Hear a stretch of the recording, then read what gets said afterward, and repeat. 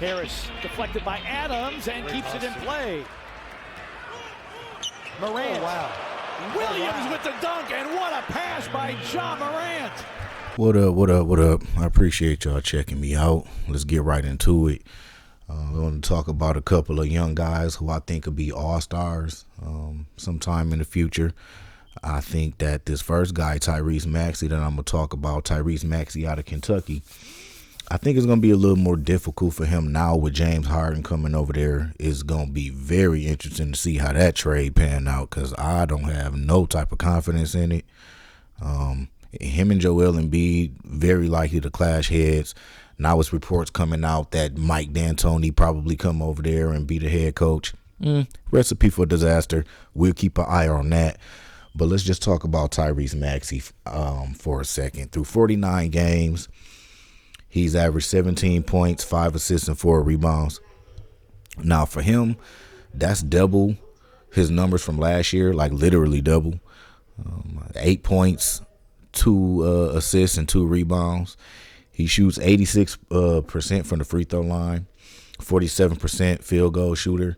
I think that's where his bread and butter is, right around the rim. He got a really good really understand his angles when he gets to that basket. That's on 13.5 attempts. He is a 40% three-point shooter. That kind of caught me by surprise, and that's on 3.5 attempts.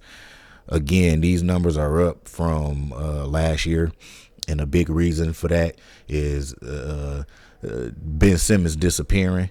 I think that's probably why they were okay with Ben Simmons disappearing because they had Tyrese Maxey, and I think that his potential is pretty good. In fact, I think if you redid last year's draft, he'd be a top 5 pick. I would love to have seen the Pistons take him over Killian Hayes. Cleveland probably maybe would have took him over Isaac Okoro. He's got 14 games this year where he averaged 20 points or more. Or he had 20 points or more, sorry. He got 7 games this season where he had 8 assists or more. And I think that speaks a lot about his potential. But one thing about him that really stands out the most to me is just probably his energy and his effort. This dude is if you watch him on the court, he just kind of all over the place. In a good way though. Very active, very aware of what's going on both sides of the ball. And I just like him. I think he'd be a really good. Again, I would really like to see him get away from that situation with Philly and James Harden. That's an accident waiting to happen right there, man. It really is. Tyrese Maxey is a starting point guard, kind of a combo guard. He can shoot the three. He can, shoot it a little better. A little undersized for a 2, but I could see him playing shooting guard for sure in today's positionless NBA, right? But yeah, I think his bread and butter will be right around the rim. I think he pretty good passer, pretty decent passer. Pick and roll situations, obviously. If you watch it right there, they just kind of suit him best. Let's see what he got going on here. Yeah. So you notice the mismatch. Just take a step back and pull that three-pointer again. 40% three-point shooter over 2 seasons. That's pretty decent right there. Just look how he just glued to Desmond Bane. Des gonna score right here, but that's just still good defense. I mean, he all over you. He just one of them guys that's all over you. But one thing I noticed about him, if you look at him right here, look how he planted himself to get ready to go over that Steven Adams screen that really wasn't even there yet. I mean, that's just high IQ to me. That's high IQ basketball. And I think that Tyrese Maxey is going to be a star in the league.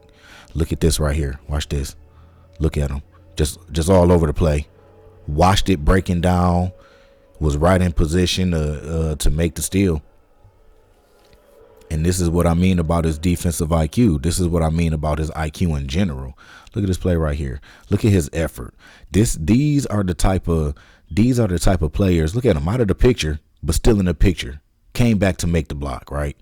These are the type of players that these are the players that you're looking for. These are the guys that you want on your team. You kind of want selfless guys who can come in and give their effort, give their energy, and they got a lot to give, right? So that's Tyrese Maxey. That's my take on Tyrese Maxey. Another guy I want to talk about is Cade Cunningham. It's a lot to talk about when it comes to Cade Cunningham. I watched this game right here. This is his triple-double game against the Cavaliers, and he was just all over the place. He started off kind of shoddy, and that's one thing that I worry about with Cade Cunningham, along with his injuries. I do worry about his health. He's had a lot of and a lot of them just little nagging injuries throughout the season so far. But it's his rookie year. It's really no telling. But again, I think that his potential I think he got a lot of potential. Look how physical he is off the screens. That's one of the things that stood out the most to me about him is his physicality. Look at this play right here. Watch how he's going to press Isaac Okoro all the way up the court. All the way up the court. And kind of pinch him right there. He get by him. Look how he just kind of used his strength to keep him from getting too far. Poke the ball out. And just stay kind of glued to him. Good switch. Good switch. I think his IQ is one of the best things about him. He just always around the ball. If you watch him right here, this is what I mean with his physicality. Look here. Get that pick. Put Evan Mobley right on the ground. And then had the IQ and the skill to finish with the left hand at the rim. That's what I mean about Cade Cunningham. I think that his potential is ridiculous. I think he at his best when he getting his teammates involved. For sure, a distributor. He a guy who can play the 1 and the 2. I think he's best at the 1. His shooting is kind of streaky. That's the thing about him. You'll see him one game where he'll shoot 5 for 8 from downtown, and then he'll have another game where he's 5 for 20 from downtown.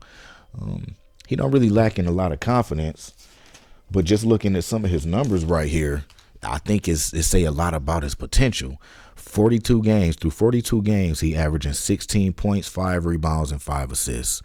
40% field goal shooter. It's not really the best, but even still, I think that once this dude start getting more comfortable within the offense, I think those numbers will improve. 33% three-point shooter. Again, not the best, but I definitely could see it improving. 86% free throw shooter.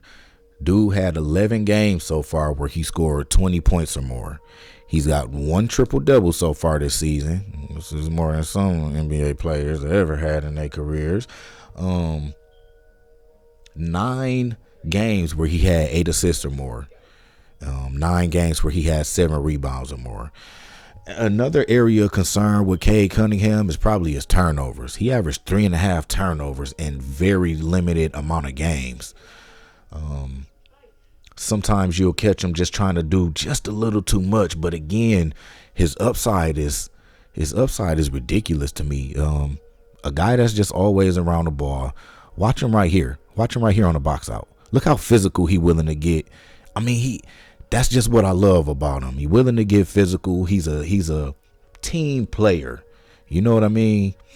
He's the type of guy you really just want on your team.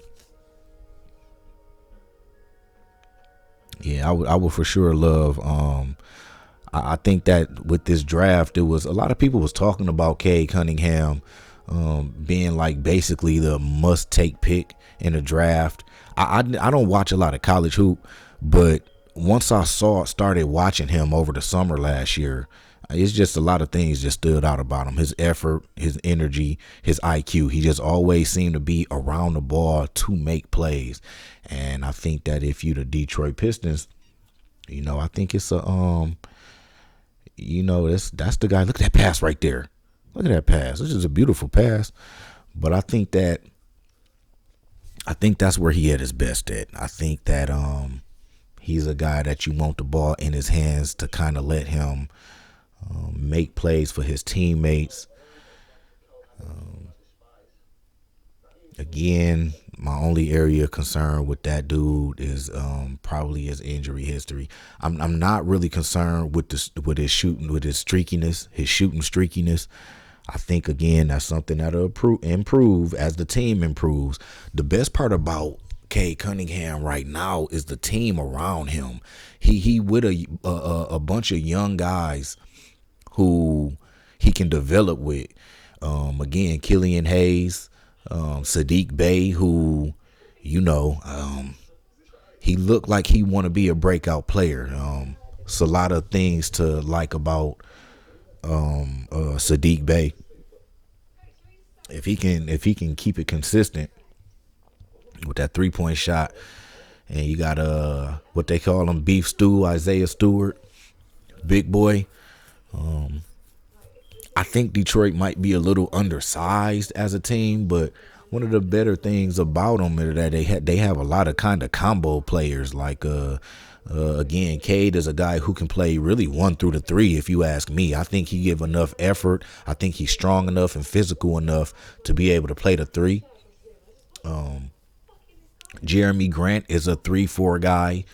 Isaiah Stewart is a 4-5 guy. Then they just got Marvin Bagley. I think that was a really good pickup for the Detroit Pistons, at least, who was a kind of 4-5 guy. So they just got a lot of pieces to play around with, toy around with, and I think the future of the Pistons look real good.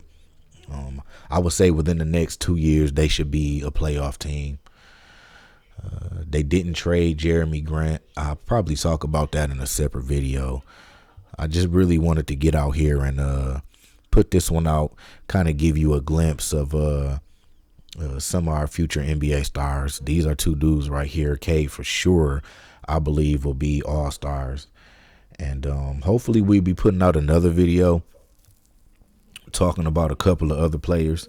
If it's somebody you would like to see me watch a little film on them, let me know. Leave me a comment. And I'll try to get it out as fast as I can or as soon as I can.